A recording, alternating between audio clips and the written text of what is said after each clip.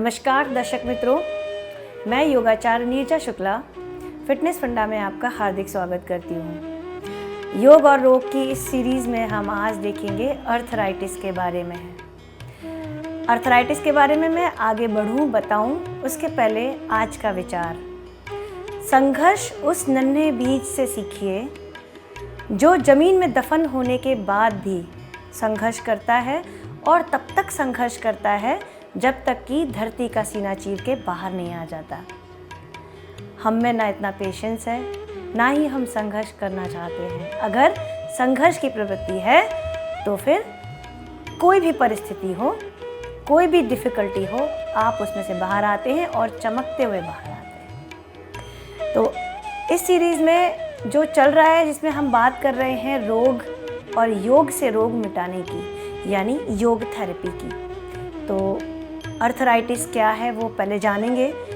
Arthritis को अगर word में देखेंगे इंग्लिश में तो अर्था और आइटिस दो चीज़ों से मिलके बना है। हिंदी में उसको देखेंगे तो उसको गठियावात कह सकते हो आप। तो पहले इंग्लिश के बारे में जान लेते हैं, अर्था और आइटिस। अर्था का मतलब है रिलेटेड टू बोन्स, हड्डियों से रिलेटेड, और आइटिस का मतलब है सूजन। तो शरीर में जहाँ जहाँ हड्डियाँ हैं, जोड़ हैं, यानी कि जॉइंट्स हैं, उनमें अगर सूजन आती है तो इस डिसीज़ को अर्थराइटिस कहते हैं। अब बहुत सारी हड्डियाँ हैं, साइंस कहता है 206 हड्डियाँ हैं और बहुत सारे जोड़ हैं अलग अलग टाइप के, उन सब में हम नहीं पढ़ेंगे। लेकिन उन जोड़ों में जब सूजन आती है और वहाँ पे दर्द होता है, परेशानी होती है, इरिटेशन होता है, तो हम कहते हैं ये अर्थराइटिस की शुरुआत है। कहते हैं ना कि prevention is always better than cure. आप आयुर्वेद को ले लीजिए, या तो नेचुरोपैथी को ले लीजिए, या तो फिर योग को ले लीजिए, ये मोस्टली प्रिवेंशन पे ही काम करते हैं। ये एक दवाई नहीं है, ये एक थेरेपी इस तरह से काम करती है कि आपको आज बताए कि आप गलत क्या कर रहे हो और आपको सही क्या करना है। तो योग प्रैक्टिस में आपको कुछ ऐसी प्रैक्टिसेस होती हैं जिनके द्वारा आप अपने घुटने का बचाव कर सकते हैं। उनके बारे में हम जानेंगे, वो आसन देखेंगे। उसके पहले ये जानेंगे कि आपके घुटने जल्दी भी घिस जाते हैं कम एज में। वो क्यों? क्योंकि आपका जो लिक्विड है वो कम एज में सूखने लगता है because of your bad lifestyle, because of your stress. साथ ही हम जो जिम जाते हैं, एक बहुत बड़ा इशू जो यंग लोगों में हो रहा है, वो जिम में जो आप रनिंग करते हो, जॉगिंग करते हो ट्रेडमिल के ऊपर, वो रिवर्स आपके जो जॉइंट है उसको रिवर्स मूवमेंट देता है। एक बार आगे एक बार पीछे, एक बार आगे एक बार पीछे। अब कभी ट्रेडमिल पे अगर नहीं दौड़े तो दौड़ कर देखिएगा। तो वो जो रिवर्स आपकी जो रनिंग होती है उसकी वजह से आपके जॉइंट में मूवमेंट एक्सेसिव होता है, और वो एक्सेसिव मूवमेंट की वजह से आपकी गद्दी घिसने लगती है और आपको अर्थराइटिस की प्रॉब्लम हो जाती है। दूसरा, हार्ड सरफेस पे अगर आप बहुत जॉगिंग करते हो, अब देखो जितने एथलीट्स हैं, जितने बहुत सारे जो क्रिकेटर्स हैं, बहुत सारा जो स्पोर्ट्स खेलते हैं, उनके भी इंजरीज़ की वजह से उनको अर्थराइटिस हो जाता है, क्योंकि वो एक्सेसिव मूवमेंट होता है उनकी बॉडी में। तो एक्सेसिव मूवमेंट की वजह से भी आपका ऑस्टियोआर्थराइटिस होता है। उसमें सबसे बड़ा कल्प्रिट आपका जिम है और हार्ड सरफेस रनिंग। यानी अगर आप रनिंग करते हो तो मेक श्योर कि घास हो, यानी ग्रासी एरिया हो, या फिर आप मिट्टी वाले एरिया में रनिंग करो। Running is good for health, लेकिन ओवर रनिंग, एक्सेसिव रनिंग और hard surface running is always bad for your knees. तो आपके घुटने, उनको बचाने का एक तरीका है कि उनमें कभी भी झर्क ना लगे। हम जब योग प्रैक्टिस भी करेंगे तो हम ध्यान रखते हैं कि आपके नीज़ में कोई प्रेशर ना आए, क्योंकि ये प्रेशर से ही आपके नी की हेल्थ को बिगाड़ता है।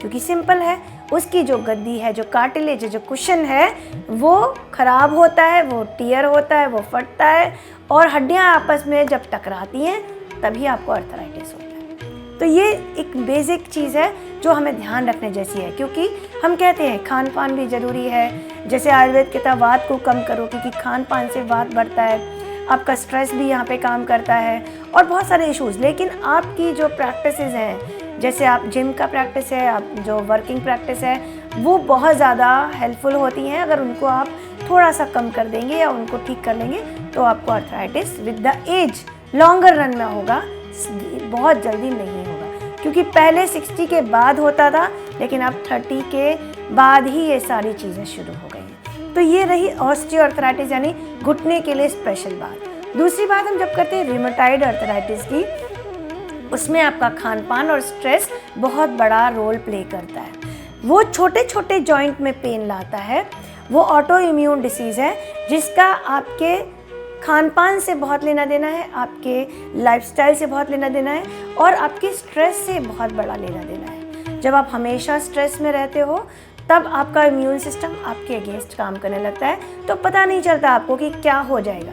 तो किसी को रूमेटॉइड आर्थराइटिस हो जाता है तो आपके जो फिंगर के छोटे जॉइंट्स हैं, आपके पैरों की उंगलियों के जॉइंट्स हैं, है ना, जहाँ पे भी छोटे जॉइंट्स हैं, आप देखेंगे ना कुछ लोग बोलेंगे आर्थराइटिस डॉक्टर ने बताया, उन्हें शायद रूमेटॉइड आर्थराइटिस नहीं बताया होगा, लेकिन रूमेटॉइड आर्थराइटिस में क्या होगा, आपके बॉडी में हाथ जो है वो जाम हो जाएंगे, पैर आपके उठेंगे नहीं, आपके पूरे बॉडी में एसिड बढ़ जाता है और आप जब सुबह उठते हो तो एक तुरंत वो लोग जल्दी से उठ के काम नहीं कर सकते। धीरे धीरे जब बॉडी वार्म होती है, हल्का फुल्का मूवमेंट होता है, उसके बाद ही वो काम कर पाते हैं। तो ये 2 आर्थराइटिस हैं, इनकी एक जनरल प्रैक्टिस जो हमने आज बनाई है वो आज के एक एपिसोड में, और दूसरा एक और एपिसोड रहेगा जिसमें थोड़ी एडवांस प्रैक्टिस। तो आज हम इन दोनों ही आर्थराइटिस, देखिए एक स्पेशल आर्थराइटिस की बात नहीं कर रहे, योग प्रैक्टिस हर किसी पे एक तरह काम करती है। तो जो भी आर्थराइटिस है यानी आपके वात को कम करेगा, वायु को कम करेगा, आपकी मूवमेंट को बढ़ाएगा, एसिड को कम करेगा और मसल टोन बढ़ाएगा, स्ट्रेंथ करेगा।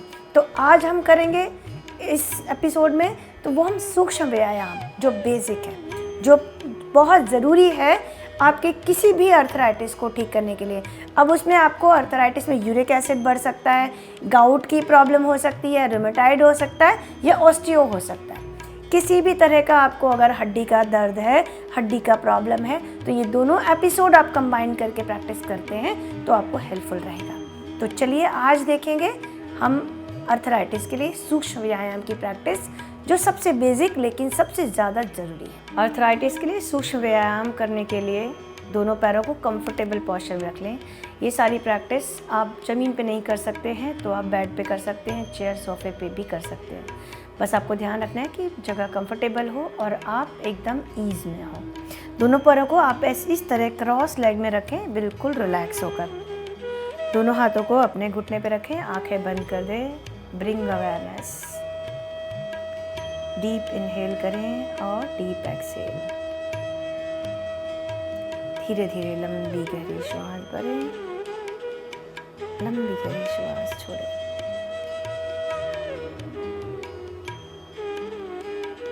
शुरुआत करेंगे एक ओंकार से, श्वास भरते हुए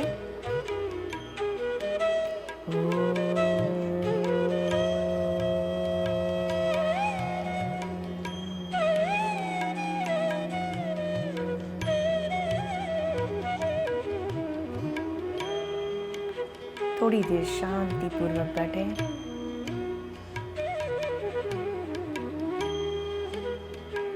और महसूस करें जो कुछ आप शुरू करने जा रहे हैं उससे जुड़ने की कोशिश करें।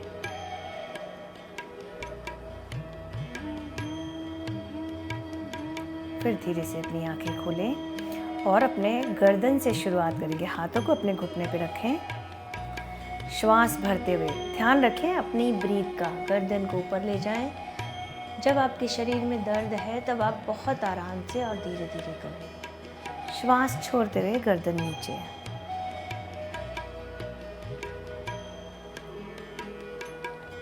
इस तरह इसको मैं आपको 2 से 3 बार करके दिखा रही हूँ, आपको 15 से 20 बार इसकी प्रैक्टिस करनी है।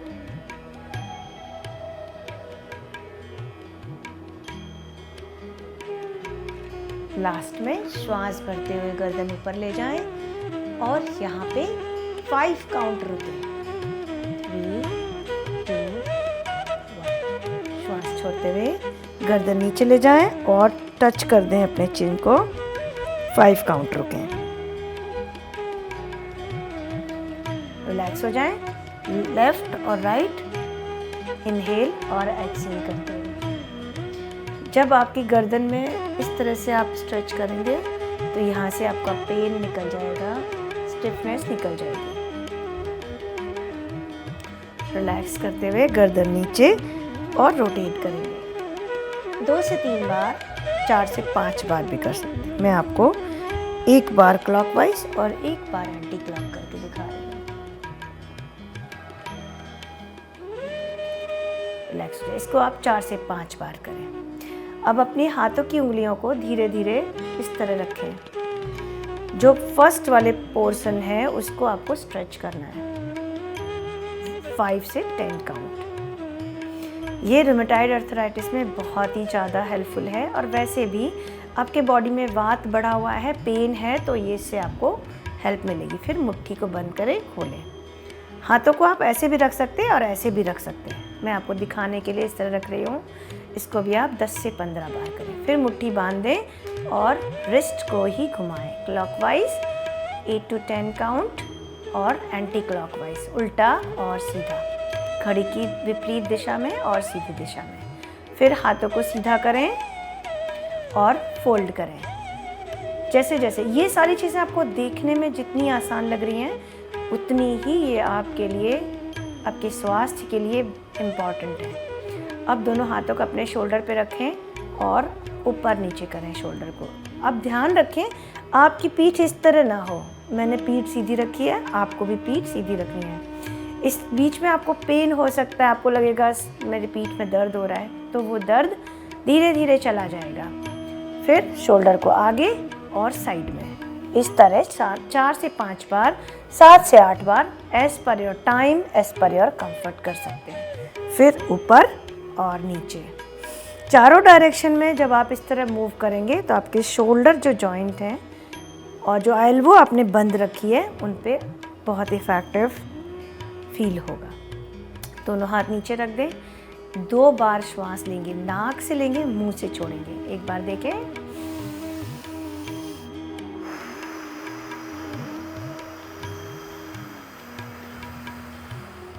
इतनी ही लंबी श्वास आपको भी छोड़नी है। ऐसा 4 से 5 बार करेंगे। ऐसा करने से बॉडी का स्ट्रेस रिमूव होता है। अभी शोल्डर को धीरे धीरे क्लॉकवाइज ऊपर से नीचे, इनहेल करते हुए ऊपर, एक्सहेल करते हुए पीछे से नीचे। 4 से 5 बार क्लॉकवाइज और 4 से 5 बार एंटी क्लॉक। तो 2 से 3 बार मैं कर रही हूँ, आप अपने टाइम के हिसाब से इसको कम या ज़्यादा कर सकते हैं। अब पैरों के जो क्रॉस है उनको चेंज कर दें। ये इसलिए कर दें क्योंकि आप थक ना जाए। पीठ को जो दर्द हो रही है उसको पूरा खींच लें, इस तरह पूरा ऊपर खींचें और फिर श्वास भरते पूरा पीछे। इससे आपकी पीठ का दर्द चला जाएगा और आप फिर से बैठने के लायक हो जाएंगे। फिर से श्वास छोड़े नीचे आए, फिर श्वास भरते ऊपर आए, फिर श्वास छोड़ते हुए नीचे। यहाँ पे रुक जाएं। फिर से एक बार नाक से श्वास भरें, मुंह से ब्लो करें।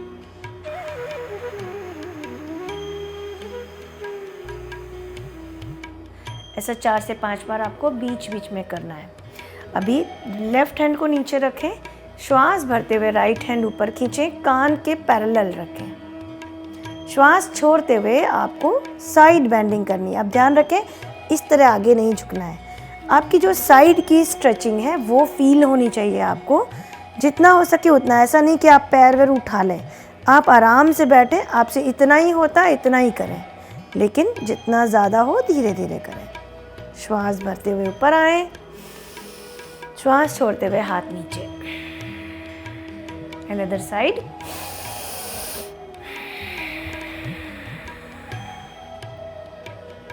फिर श्वास भरें, श्वास छोड़ें। ऐसा आप 4 से 5 बार करें और फिर लास्ट में होल्ड करेंगे। श्वास भरें, श्वास छोड़ते हुए जब झुक जाएं यहाँ पे रुकेंगे और अपना फोकस श्वास पे रखेंगे। 10 काउंट रुकेंगे। 8, 7, 6, 5, 4, 3, 2, 1। इनहेल, स्ट्रेच करें हाथ को, एक्सहेल, हाथ नीचे। सेम वे दूसरे साइड से। श्वास भरते हुए हाथ ऊपर, श्वास छोड़ते हुए नीचे जाएंगे, और यहाँ पे श्वास लेते छोड़ते रहेंगे। होल्ड करेंगे 10 काउंट, 5 4 3 2 1। इनहेल, एक्सेल करते हुए दोनों हाथ नीचे रख दें। Nostril breath, blow your mouth.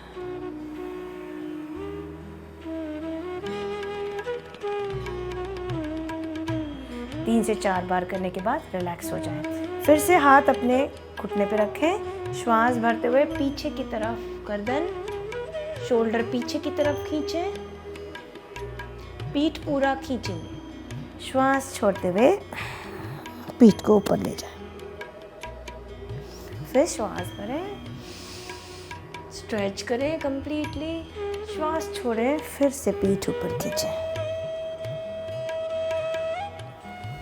Relax हो जाए। ऐसा बीच बीच में इसलिए करेंगे कि आप बैठे हैं तो आपकी पीठ में जो दर्द है वो चला जाए।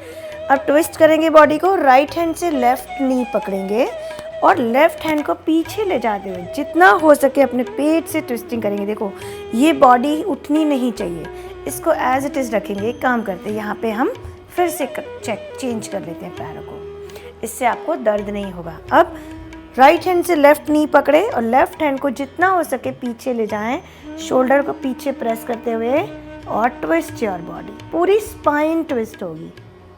इससे क्या होगा, आपकी जितनी भी बैक मसल्स हैं वो एक्टिवेट होगी। इनहेल करेंगे, बाहर आएंगे, एक्सेल करेंगे, रिलैक्स। फिर से श्वास भरेंगे, पीछे जाएंगे और श्वास छोड़ देंगे। फिर श्वास भरते हुए आगे आएंगे। ऐसे 4 से 5 बार करेंगे और लास्ट टाइम, जब लास्ट टाइम करेंगे तो होल्ड करेंगे। श्वास भरें, twist your body and exhale. यहाँ पे रुकेंगे 10 count, 8 7 6 5 4 3 2 1। Inhale, come back. Same way, मैं बहुत कम टाइम के लिए जा रही हूँ, बट आपको जैसा राइट साइड किया वैसा left side. 10 count, relax. Nostril से श्वास लेंगे, माउथ से ब्लो।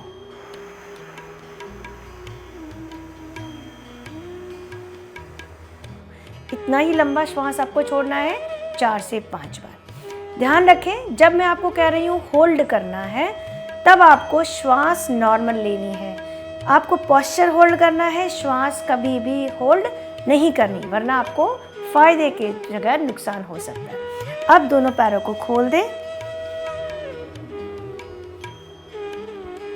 और दोनों हाथ अपने जमीन से लगा के रखें। पैरों को एक्टिव रखें।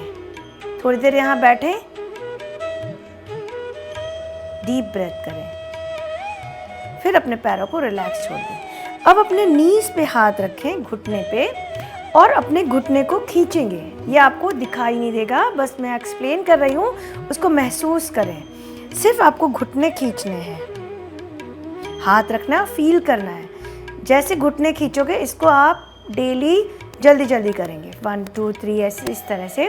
स्टार्टिंग में आप 10 20, इसको आप 100 400 500 टाइम्स तक, एक बार में नहीं, दिन में 500 टाइम्स। ये एक चीज़ मैं बीच में बता रही हूँ, जिनको भी नीज का प्रॉब्लम नहीं है, वो ये प्रैक्टिस अगर रोज़ करते हैं 400-500 बार, तो उनको कभी भी घुटने जल्दी नहीं घिसेंगे, उनका फ्लूइड सही रहेगा। ये बहुत अच्छी प्रैक्टिस है।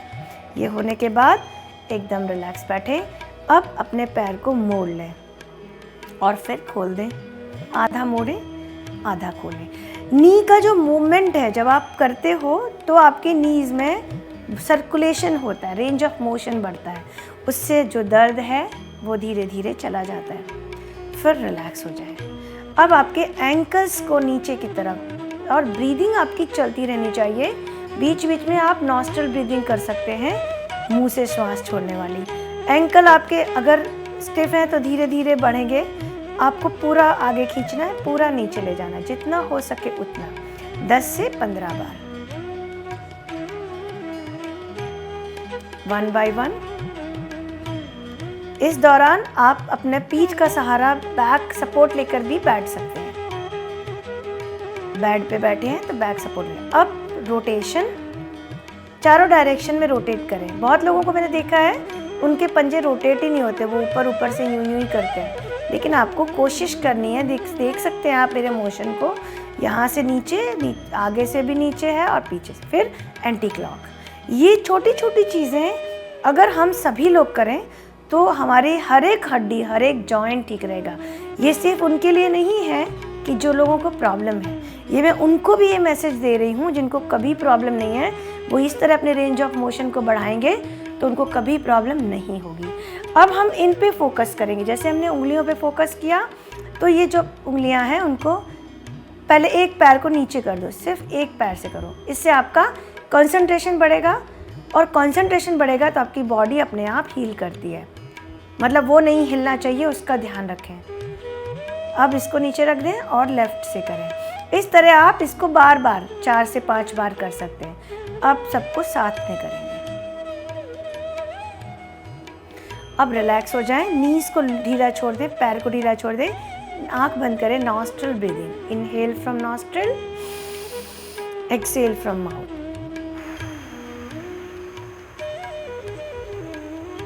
Inhale from nostril, exhale from mouth.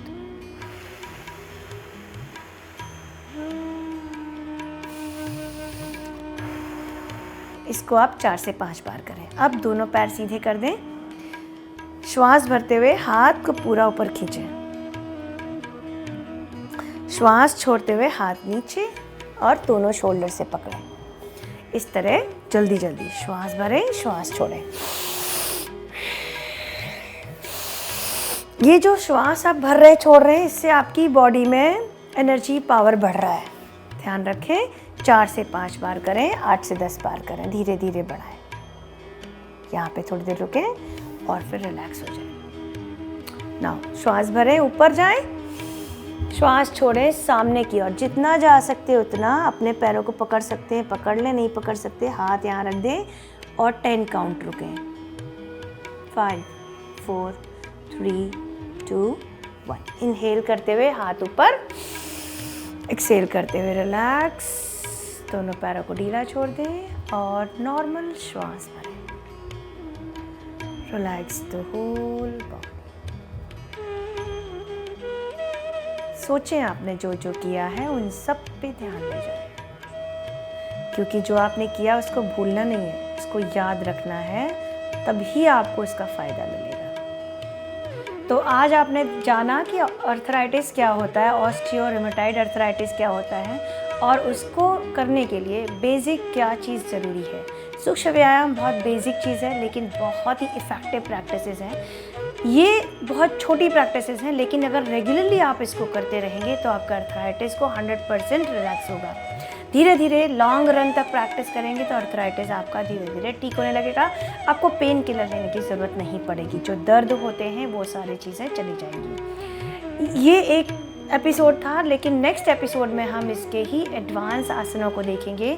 कुछ और आसन प्रैक्टिसेस देखेंगे जिनको प्रैक्टिस करके आप अपने घुटने के दर्द को ठीक कर सकते हैं, और अर्थराइटिस से रिलेटेड और भी बहुत सारी प्रॉब्लम्स जो होती है उन सब में से बाहर निकल सकते हैं। तो नेक्स्ट एपिसोड में आप देखिए कि किस तरह हम और आसनों को करते हैं, लेकिन तब तक इनकी प्रैक्टिस करते रहिए। हम मिलेंगे नेक्स्ट एपिसोड में, तब तक आप देखते रहिए फिटनेस फंडा। मैं नीरजा शुक्ला आपसे लेती हूँ विदा। नमस्कार।